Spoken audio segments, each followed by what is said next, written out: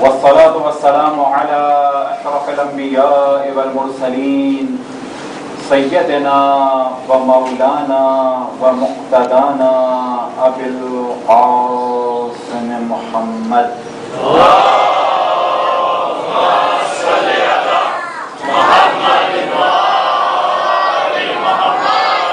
وعلى أهل بيته الطيبين الطاهرين المعصومين سيما بقية الله في الأراضين مهدي المنتظر أرواحنا وأرواح العالمين لتراب مقدمه الفداء ولعنة الله على أعدائهم ومنكر فضائلهم وغاصب حقوقهم إلى قيام يوم الدين.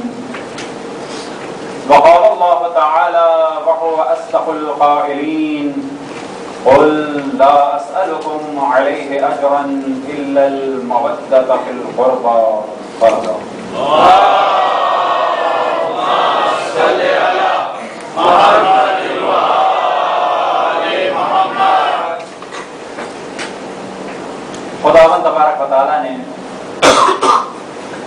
اہل بیت کی مودت کو اور محبت کو رسول اللہ صلی اللہ علیہ وآلہ وسلم کی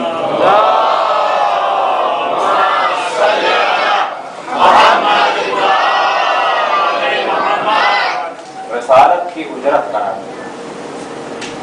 اور خداوند تبارک و تعالیٰ کا شکر ہے، اور جتنا ہم شکر کریں اتنا کم ہے، کہ ہمیں ان لوگوں میں سے قرار دیا کہ جن لوگوں نے دین حاصل کیا رسول اللہ کی اجرت کو ادا کر.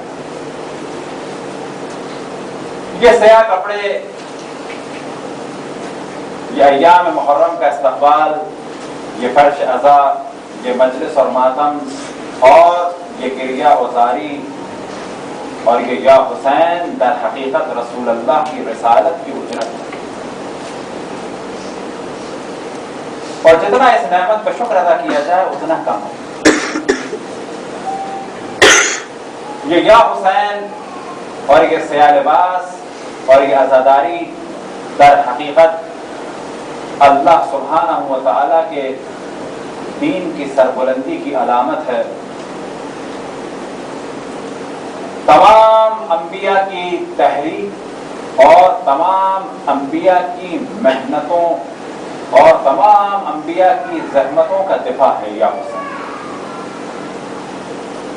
اگر یہ یا حسین نہ ہو اور ذکر امام حسین نہ ہوتا تو یہ دین ختم ہو چکا ہوتا.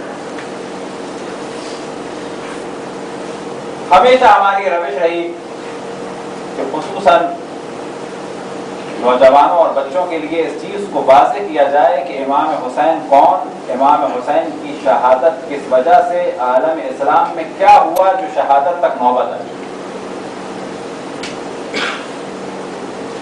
کیسے امام حسین نے دین کو بچایا، اور اس عزاداری اور ذکر امام حسین کے فوائد کیا ہیں. کیونکہ جب تک یہ چیزیں کلیئر نہ ہوں اس وقت تک نہ عزاداری سمجھ میں آئے گی، اور نہ ہی امام حسین اور نہ ہی باقی شہداء کی اہمیت واضح ہوگی. اور جب تک اہمیت واضح نہ ہوگی تو اس وقت تک یہ تحریک حسینی اور یہ جوش حسینی کہ جس کی ضمانت رسول اللہ نے لی اور ارشاد فرمایا ان فی قتل حسین لحرارۃ فی قلوب المؤمنین لن تبرد، کہ قتل حسین میں مومنین کے قلوب کے لیے ایسی حرارت ہے جو کبھی بھی ٹھنڈی نہ ہوگی. صلوات پڑھیں بر محمد والے محمد.